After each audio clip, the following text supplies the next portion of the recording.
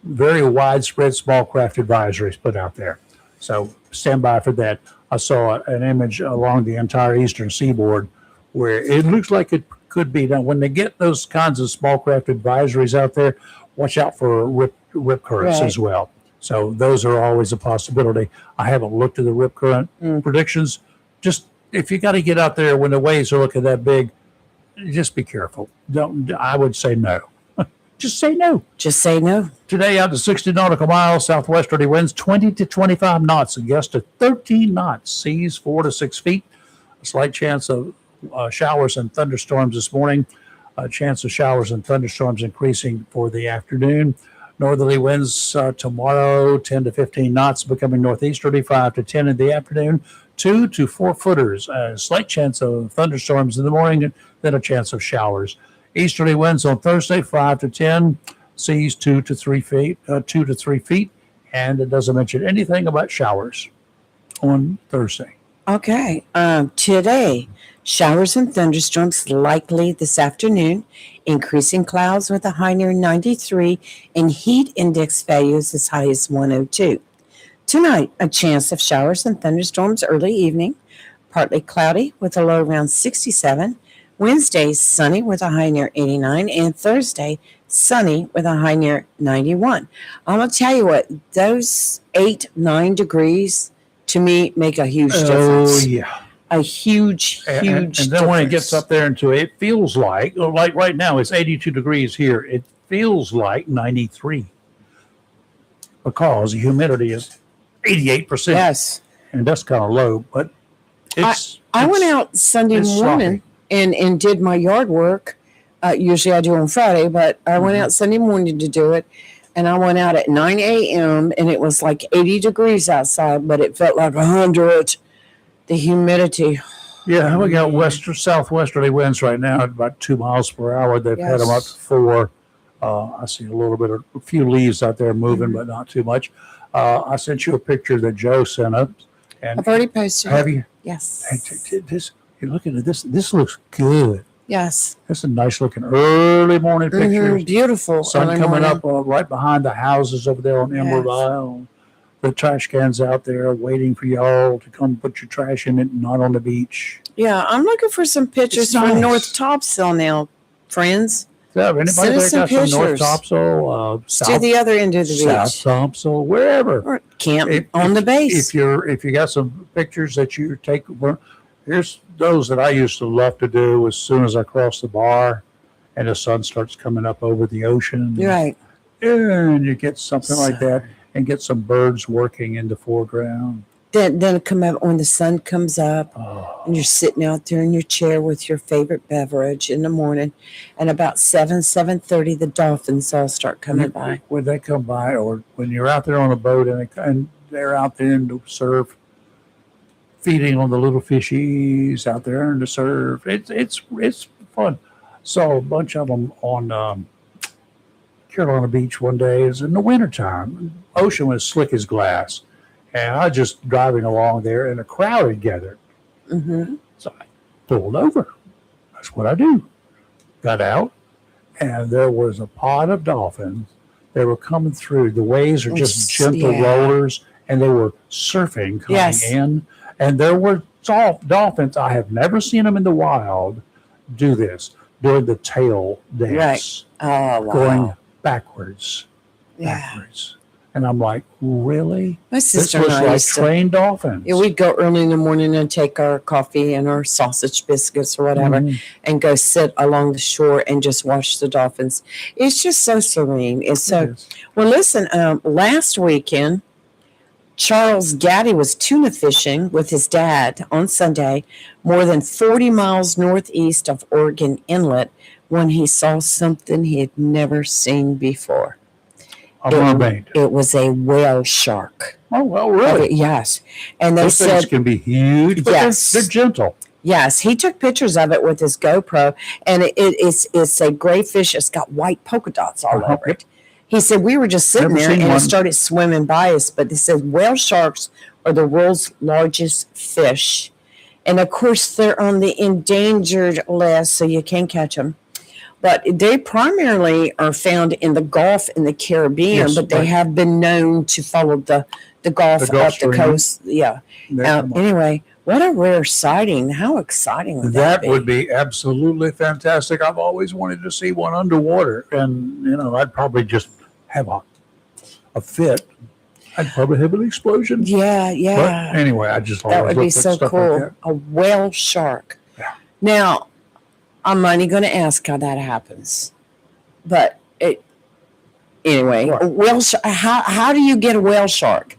A whale and a shark? No. Get they're, friendly? They're just called whale sharks. Okay, I'm just It is not.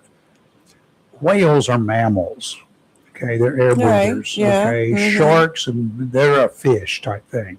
They breathe in water and comes out. why would they call them whale sharks? Because they're big enough to be a whale. They act like they're just huge. They grow to be Makes huge. sense. Yes. So they just refer to them as a whale shark. Because you see how they're fishing a big rock and pulling one of those in? We got a big one. It's not Uh-huh. a marlin. It's a whale shark. Well, they won't. That's they won't crazy. do that. Yeah. I've never heard of one actually being caught or even been hooked up. I'm sure they might, but they do plankton and stuff. Moving on, earlier we were talking about how much trouble you can get into when you don't use your turn signal. Somebody else did it. Well, no, I've got one even better for you from our favorite sheriff in Polk County. Oh, Grady Judge. my. I saw him do this presser the other day. I was crying. I was laughing so hard because he's funny He anyway. has a way. Let me tell you I about. like his displays that he always has out. Well, he had like this mugshots or woman's whatever. mugshot on his desk, but him trying to describe this whole thing was hilarious. So what was the story? 48-year-old Gina Redding of Lake Wells in Florida initially encountered law enforcement while driving near an active utility work zone where crews were repairing down power lines. Uh-oh. 2 deputies had blocked off the roadway to protect the workers. According to investigators, She got dumb. Redding bypassed the safety perimeter anyway. She drives around the deputy who's got the roadblock and continues on. Okay, dumb. A second deputy stationed at the opposite end of the closure intercepted her vehicle. After stopping the car, the deputy issued her a traffic citation for the violation. Well, the interaction did not end with the ticket. She got Authorities state that Redding began trailing the officer immediately after the initial stop concluded. She started following the deputy. And then she decides, well, I'll just dial 911 because I don't like this traffic ticket. A third deputy responded to the area and pulled Redding over a second time for misusing the emergency 911 system. Oh, Rayford, this Y'all gets just don't better. understand, folks. Don't do that.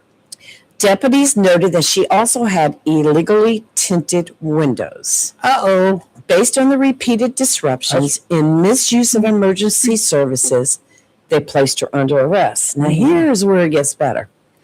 Before towing the vehicle from the scene, deputies conducted a mandatory inventory search. Inside the car, they discovered a small amount of marijuana. Aw. But the most severe charge arose when Redding arrived at the local jail facility.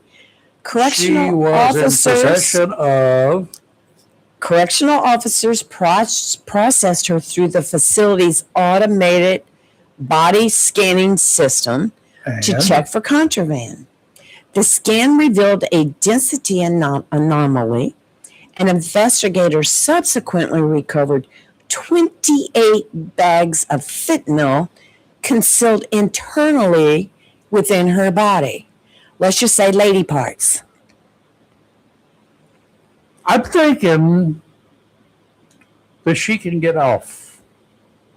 And the hell's She can that? claim that she was kidnapped and that aliens did this to her and that she was unaware of it and that one of those bags must have leaked a little bit and caused her to have brain issues. And that's the only reason that I can think of that she would be stupid enough to be following a deputy sheriff. Well, after something like that and making 911 calls. I can't give me another reason for Well, doing first that. of all, she went through a blockade with a deputy sheriff standing there, As well. blocking the road. She drove around him. That was number one. And then when she got stopped again, that was number two. And then she was arrested for making unnecessary calls to 911. I mean, how much further along? I mean, this is another turn signal story. And if she had just stopped, And this was in Grady's. this is in jurisdiction. Sheriff Grady Judge's jurisdiction in Polk County. Oh, Oh my gosh, when he did his little thing the other morning and held up her picture, I was crying. It I was wonder so if funny. he has a best deputy story of the week or inside the department. I bet you that somebody gets an award every week, some kind of an award inside the sheriff's office, I'm gonna tell you what, he is. because he's bound to do that. You need to follow Yeah. him on his Polk County Sheriff's Office page on Facebook, or look him up on YouTube and watch his videos. They are hilarious. It This is- man has no fear of what he says. Oh, well, what are they going to do to him? He's Well, elected. Well, let's talk about the Red Springs, North Carolina police chief What he who do? just resigned from her job, Why? and Antoinette Hurt. She What? just resigned because, as the police chief, she started a podcast like Sheriff Grady Judge Oh, she's does. trying to copy the master. No, she started a podcast, was just being transparent with the citizens of Red Springs, which is right over there near Fayetteville. And city council came down on her for it, said, no, you're not going to be doing that. She said, I'm just being transparent with the people. We're talking about issues, talking about this or that. And it got so rough there in Red Springs that she just recently resigned. Well, here's the difference. City council, they're in charge of the city with the mayor. What are The they council. scared of? And they hire and they fire. If the manager, if they have a manager in Red Springs, will hire and fire the police chief, the fire chief, yada yada yada. Right. Yeah, I understand all that. Just like the But- county does the county manager. But the city council will hire and fire the city manager. So Right. therefore, said manager will get the blessings of the council before they take any action against somebody like that, right? Mm-hmm. But they work for 6, well, it depends upon how big the council is. They work for several people. A police chief. The sheriff, he works for the entire county. And only they, every 4 years, can do anything about it. Well, let me tell you, she is a native of that county. She's a member of the Lumbee tribe. She was named police chief on January 5th. She was previously a North Carolina State Highway Patrol officer and detective and worked for several law enforcement agencies. Uh-oh. She was chosen to lead the department due to her standout personality and hopes that she could boost morale of the department, Y'all which gonna has get had a lot of sued. transition in the recent years. Y'all gonna be sued and sued. Says she accomplished boosting the morale of the department and the community during her brief time. However, policies and procedures remained at the core of town operations. Well, she said that, let me see what she said right here. She said successful organizations depend upon leaders who are empowered to lead within their areas of responsibility and expertise. While accountability is essential, department heads must also be afforded the professional autonomy necessary to make operational decisions that benefit the town and its citizens while implementing strategies designed to achieve internal organizational objectives. Over time, it has become apparent that the leadership philosophy and the administrative structure under which I operate are no longer aligned. When you work Yeah, I in see a a lawsuit small coming. town, Mm-hmm. when you work in Mayberry, Mm-hmm. it's a different story than working in Raleigh or wherever. She's got beautiful blue eyes. Uh-huh. She's I a can't very tell attractive that. lady. Yes. She looked like she looked like she could throw you down. You don't use your turn signal. She'll stop you and throw you out of that I car. would think so. I hate it for her, but she Me probably too. took the best Yes. course of action, though I anticipate that based upon harassment. I And, smell a lawsuit. Do you? yeah, Mm-hmm. I think sued and screwed is going to be the outcome on this one. Being that you brought up city council, Uh-oh. let's talk about Jacksonville City Council. What did they do now? Nothing. They have a meeting tonight. I believe they're going to vote on the budget because the moratorium was signed by the governor this weekend. Mhm. Moratorium is in place. We're going to be using 2022's property evaluations. So you'll be paying taxes the same what you've been paying the last 4 years. Mhm. So everybody take a deep breath. All right, we got another year to deal with this. But the city council meeting tonight, and my understanding is there's a call, not by the city council, but from other people to everybody, let's show up at the city council tonight and let's all speak in favor of HB 1038. Okay. Why? 1038 was the legislation that was introduced to change the voting in Jacksonville City from wards to at large. Yep. Okay, that bill is now displaced. And what that means is the two that introduced the bill have pulled it back out and they're setting it over in a box for a while. They're just going to let it sit over in that box. They're going to revisit. It can be pulled at any time. And put back in. They're just going to let it sit for a while. I think we all need to, my opinion, is let things calm down. The last city council meeting, I was so stressed by the time I finished watching. It was so contentious. I think we all just need to let things lie. Let those representatives decide what they're going to do with the bill since it was their idea. Let things play out. But please, let's not go to the meeting tonight and start all this back up again. We need to all come together. Let it lie. Let's get along. Let's not go after each other. No, Let's talk about we don't have any good news the budget. to talk about that way. Right. It's done. It's over with for now. So I don't- let's let it die. No, let's For now. fight it out. I want to hear some. I am I so. want to hear some hate and discontent tomorrow, so we can have something to talk about tomorrow. I was so frustrated. Otherwise, what we're going to talk about? With listening to all that stuff last week. And I'm thinking, Mayor Phillips, you've got some nerves of steel. Y'all need to go in You there know, and start throwing chairs around or something, so we can have something to talk about. Yeah, it was very contentious. And I understand there's two sides to it, and you've got this side who doesn't want it and this side who does. And but there's just been so much thrown out about it. And right now we have an opportunity to everybody take a deep breath, let it calm down. Let's go to the city council meeting. Let's talk to the city council about the budget for the new year. Listen to what they have to say and have a great evening.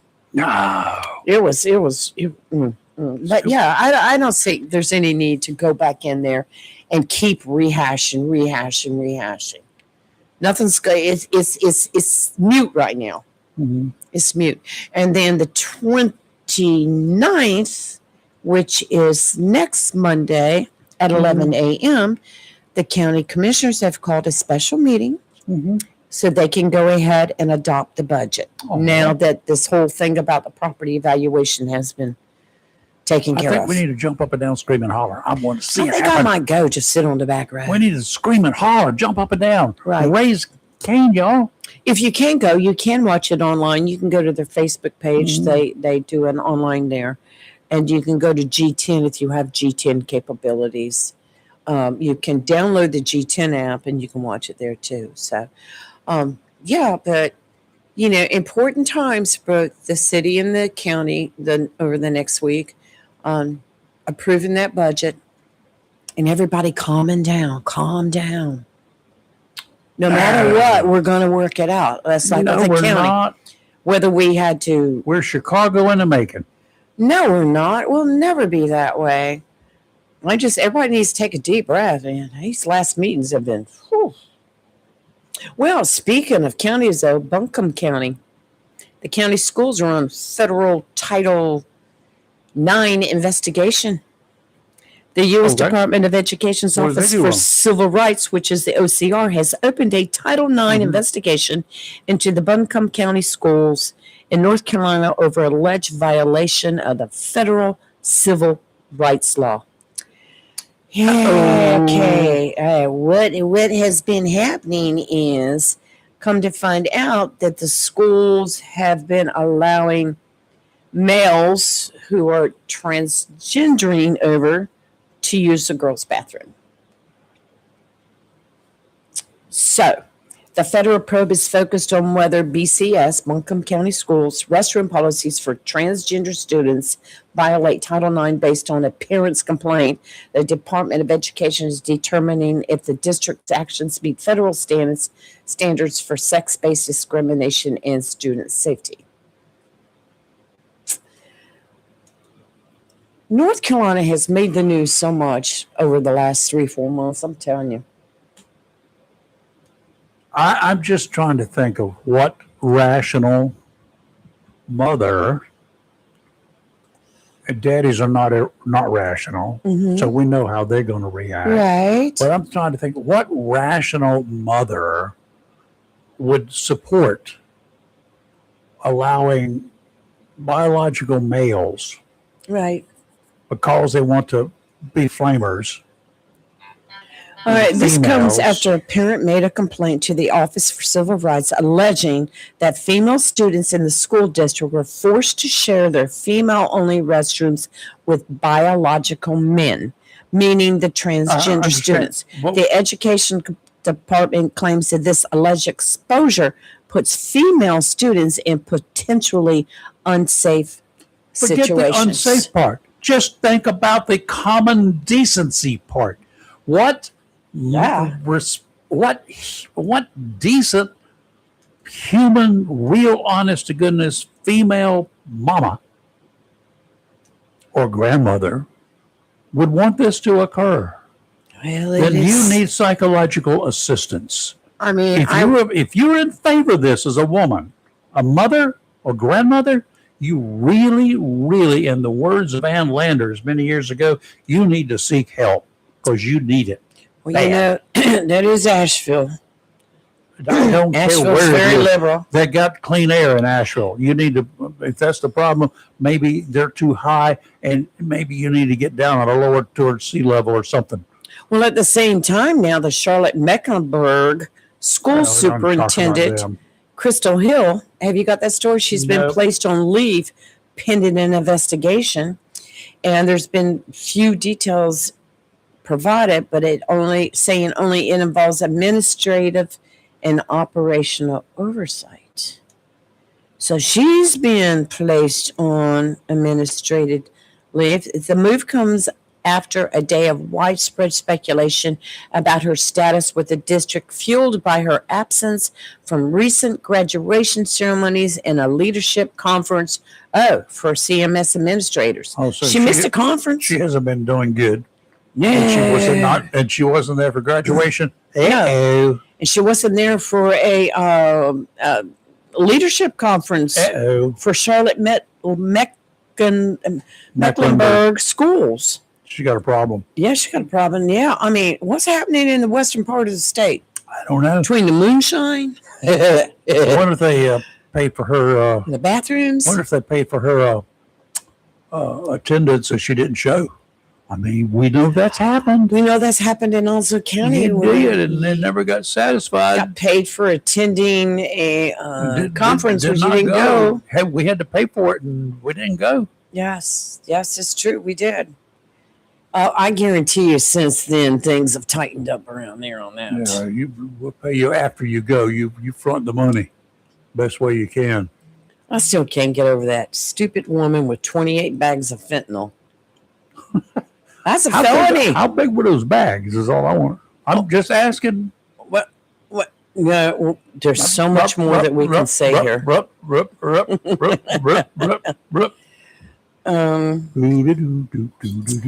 Oh yeah, yeah, and then Target. Target. Let me tell you about this thing in Target. The world is crazy.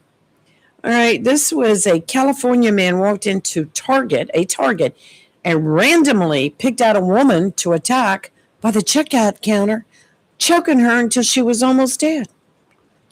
That's what guns are for. He had just gotten out of jail. Yeah, where's all you concealed carry people? You're going to pop around, and that dude. He had just gotten out of jail. Knocked the crap out of it. Less than 48 hours before he headed to the Simi Valley Target. He missed his buddies. And he unleashed an attack on a female customer who was just standing at the checkout counter. They said he walked in the door. He just picked somebody, went over there, and started choking her. And they had other bystanders trying to help. And finally, but they captured it on video. Chokehold. But he was allegedly attacking and fighting with a number of good Samaritans who tried to stop him. Yes. We ran over. Let me ask you, the Target's got knives and stuff in there? Yes. They got cooking utensils? Right. Son, a meat cleaver, a meat tenderizer, and a knife. Well, knife. One of the witnesses said he had the most bloodshot demon eyes I've never seen. He was definitely on.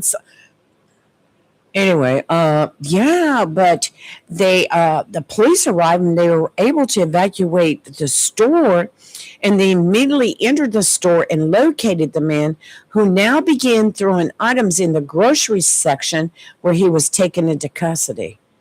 I'll tell you, you go to the store anymore, you're constantly looking over your shoulder. Are there some real men in there? Constantly looking over your shoulder.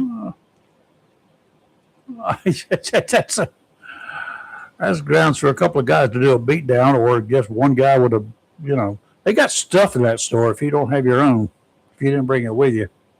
I'm sorry, I don't take the law into your own hands, people. Just be nice and call the popo. They'll get there sometime.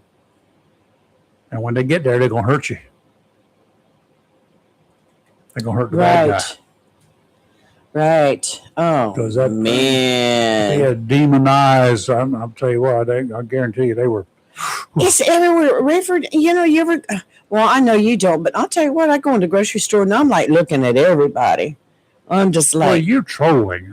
No, I don't mean that. I'm looking at everybody. If I see anybody that looks like red eyes crazy, I'm getting out of the store. No, you're looking for wedding rings on fingers. No, right? I'm not. I'm just telling you, I'm so suspicious anymore. Anywhere you go anymore. And you shouldn't have to be that way. You should be positive. No, people are nice. People are great. Everybody should be your head on a swivel. It does not matter. You walk through, you look to your left, you look to your right, you look dead ahead, and then you do a little spin from time to time, look behind you. Ladies? If you see the same person coming up behind you several times, different aisles, son, go find a man. Yeah, give him that look. Give him that side eye. I had gone to the grocery store. This was last week. Got a couple of items. I'm coming out. There's a vehicle parked next to my truck. And on the side of the driver's side, of my driver's side, their passenger side, there was a guy sitting in the seat by himself. Nope. And I'm ain't happening. So I walked around to the other side of my truck. And the first thing I always do is put my purse in the truck. If I'm putting groceries in the back, and then I unlock the doors. I put my purse in there. I open the back door for groceries, but I lock my vehicle then. So if anybody tries to come up and open the front door, it's locked. But I put my groceries in, and then I went and put the card up, and I ended up unlocking the vehicle and then scooting to get in there real quick. But you need to be cautious because people are kidnapped. Be aware of your surroundings. Be aware of your surroundings. And even if they're not there to kidnap you, they're there to rob you. Not everybody. I don't like anybody pulling up on me like that. They don't have good intentions. It's that day and age that we live in now. Mm-hmm. It's just people are mean. And so even on the roads when I'm driving, I was telling you I was on I-795 over the weekend, and the speed limit's 70 miles an hour. And you know what? I'm in no hurry, so I do 70. I set my speed control at 70. I get over in the right lane. I mind my own business. And there's cars passing me in the faster lane, which is, no big deal. But every now and then you get somebody that'll pull up and they're only doing about 71, 72. Driving right beside you. Driving right beside you or a little ahead of me. So traffic is coming up and they're right on his bumper. Good. Trying to get him to move, but then they all pile up 5 or 6 at a time. That's all right. On each other's butt. But then they start darting in and out, lane to lane to lane. Yeah. And I'll tell you what, I saw a bunch of brake lights come on. I said, this is going to be the big one. And I backed up, but whew, you have to be careful on the roads and everywhere you go, everything you do. Yeah, the tendency is to pull up behind somebody like that, flash your lights or beep your horn. But if there's can get set off real easy, Right. then they're going to tailgate you. What? Yeah, exactly. And one thing that bothers me is like you come up on somebody that's in the right lane and they're going slower than the speed limit. And then you go to pass them in the left lane. You're trying to pass them. And here comes somebody up on your bumper. I'm like, give me a chance to pass the car and let me get in the right lane. Get off my bumper. Yeah, no, they do You that. know? But it's just, Now, if you're one of those individuals, do not do this. But if you're one of those individuals like Lee would be, and they get behind you and they're tailgating you, you cannot brake check them. Okay, that's illegal. I've done that in the past, but I don't You do that can't do that anymore. anymore. Don't do that. Don't do that. And should you do that, you better have a story, because when they hit you, and your story is, here's your story. There was a dog that ran across the road in front of you, and you hit your brakes. Yeah, or the deer story. No. Deer, everybody can see the deer. Not everybody will see a dog. I used to hear that from mail carriers when I The had to deer. go out and investigate Don't do the deer. the wreck, Yeah. so to say. And a deer ran in front of me, and I'm like, sure. Yeah, just came out of nowhere and ran right in front of I had a you. guy lived down in Brunswick County, one of my photographers, Yes. when I was in Wilmington. And I kept a list of the best excuses or the worst excuses for being late or whatever. They called in, there's an alligator in the road. And I said, Okay. Next morning, and of course I put his excuse, I added it to the list, I put it Right. on the board along with everybody else's. You'd be surprised at the excuses that came up. Wish I'd kept that list. Next morning in the Star News, there was a picture of this alligator in the road with traffic backed up behind it. Really? Oh, my goodness. I had to give him a high five on that one. Oh, my goodness. That was the best story. Yes, But it was true. yes. Well, most of the time when I'd go out to investigate whatever happened, it was so obvious to me. There was no deer. You ran off the road because I had one time. It was was it Fayetteville? I think I had to go investigate. And it was so obvious when I got there what had happened. He was at a long row of boxes and he didn't quite get close enough. So he stood up in his truck And it to kept put in going. reach and took it and didn't have it in park. And it crossed over like 4 lanes of traffic. Thank goodness didn't get hit and ended up hitting a parked car or something on the other side. But he was very fortunate. But I'm like, usually, put it in park while you're putting mail in boxes and if you have a long row and then pull up. But, he was hanging out the truck. He's lucky he didn't get killed. People do crazy things. Crazy things. There are always funny stories out there. Yes. But this thing with Sheriff Judd, I'm going to tell you what. He's our buddy. He is a hoot. He's so much I'd fun to love watch. to meet him. I'd like to have, golly. Another crazy story, about every other day we were doing stories about people on airliners and trips and something happening.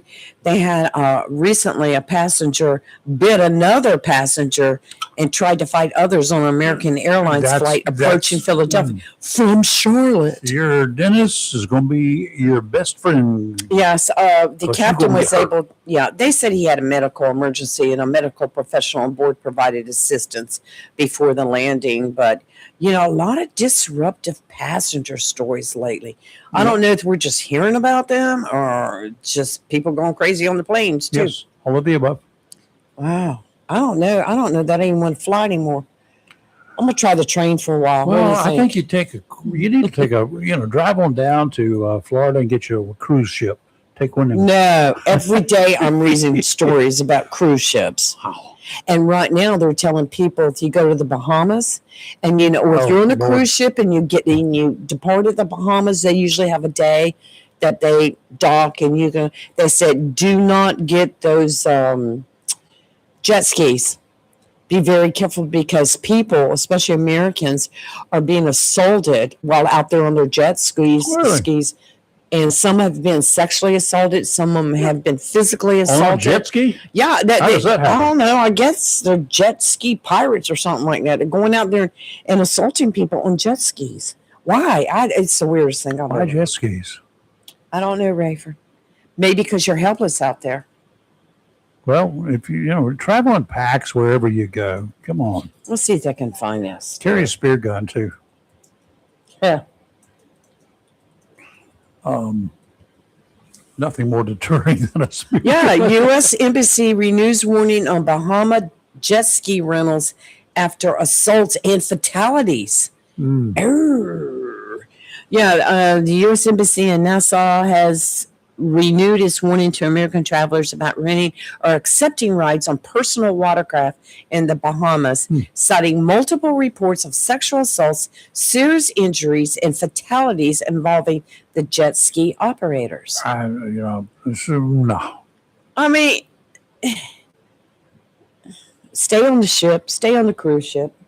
Stay home. Oh my gosh. Just stay here. We got good. I mean, people come from all over the country to go to North Topsail Beach or Right. Emerald Isle or wherever. Why don't y'all just stay gosh. here and let them stay home? We can enjoy. We can have a good time here. Okay, coming up tomorrow, it's Wednesday. We got Dr. Rosemary on. I'm sure we got a lot to talk about. I'm going to ask her about that little, that big resort there in the Dominican Republic, her home. Yes, yes. I wanted to talk to her about that because it's destroyed, and they had about 1,700 people had to get out and hide. Was that the one that did It catch caught fire? Yeah. Yes, yes. The thatched roof. I'm like, Oh, what? the thatch roof. That's right. What did I'm like, Tom what? say? Sam Hill is that all about? I don't know, but I'm going to go by McDonald's hopefully today. I want to See if they know. have Nobody's apple told me pies. whether they actually have any in stock or not. We did have I a don't DD Lee know. comment yesterday on our page, on our live yesterday, and said that it's supposed to be nationwide, and Yeah. I think they've already started. Yeah, it's supposed to be Goodbye. today. Is supposed to be the first day. Today's the 23rd. Yes. It's supposed to be the first day. I understand, but I don't know whether it's going to be here, there, or nowhere. Right. You know how these things are. We don't always get the stuff that other places end up with. Did you bring your gun? Why? This computer is driving me Oh. crazy this morning, and I don't want to have to clean mine. Yeah. Yeah. What is happening on your computer? It's going gray. And Is that a then- weather thing That's there? what my radar.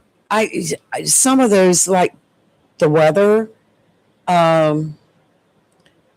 the weather station, the one that you see on TV, the Weather Channel. If I try to download anything of theirs on my computer, it completely, I don't know. I don't even mess with it anymore.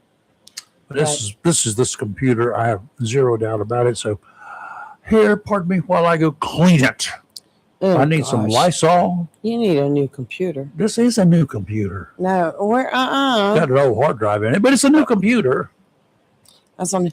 Well, I'll know later today whether or not what day the sheriff will be in, and then Okay. at the end of the week we have our senator, We do. Senator Lazaro. Senator coming Lazaro in. will be I have here. a lot of questions for him. I need to write them all down. I finished up the pizza of his yesterday or day before yesterday. Oh, he has I the got his best pizza over the pizza. weekend. Oh my! Best pizza ever. Robbie, I picked up a little flyer at a location Right. over at Vital Signs, which is another Lazaro business, and it had New York style pizza. And she saw that when I brought it in. Mm-hmm. She said, "I haven't had a New York style pizza since I left New York."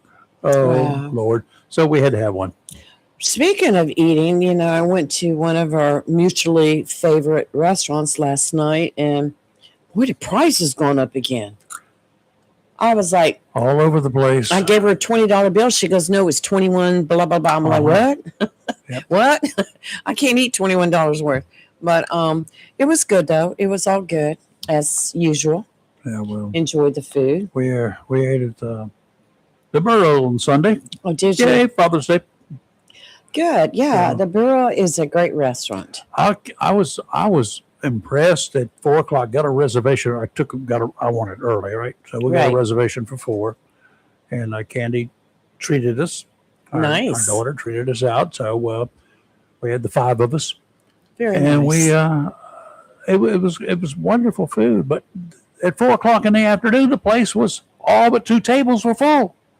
Wow. I'm like, whoa, this is 4:00 in the afternoon, and then they started coming in. I generally try to go early too I want early. because I go early. I can get out early. I'm not going to sit for 30 minutes outside waiting for a table. Not Well, gonna do no, it. no, Not neither. gonna Well, do it. I call for reservations. I think we've got another chicken place on Western Boulevard open. I'm gonna tell you what, can't have enough chicken in the county. It's like Circle K's now.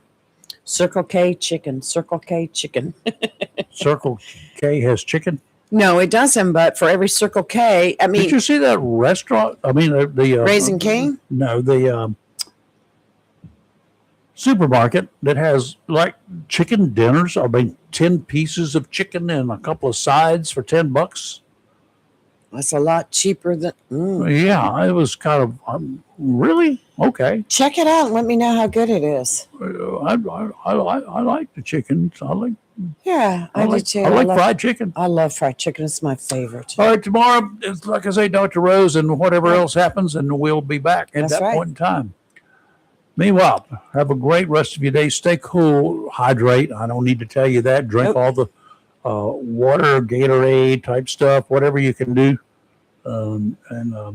If you've been sweating and you stop sweating, get inside, lay down, sit down, drink lots of water, because you don't have any more to spare. It's a problem. That's right. It's all drained out of you. You're going to dry up and wilt away like a garden if it doesn't get water. Okay, that's what happens when you get dehydrated. Right. Know yourself. Know yourself. Yeah. You start feeling off, stop. And when you start having to shake your head to try to focus again, and Right. things are just not in focus, there's a sign. It's not y'all. worth it. It's That's not a worth it. sign. That's Wear a right. cap as well. Don't get your head overheated.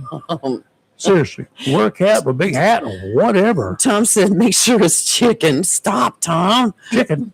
We were talking about chicken. He said, make sure it's chicken. Well, it's all. Tom. You have to just wait. Check. You got to weigh it. You got to make sure. Right. If it doesn't weigh much, it's probably a seagull. Mhm. If it tastes fishy, All it's a right, seagull. both of you. You're live and local. Yes, We'll we're talk. done. We're We're done. not working. We'll see you in the morning. Goodbye now. See ya. Goodbye.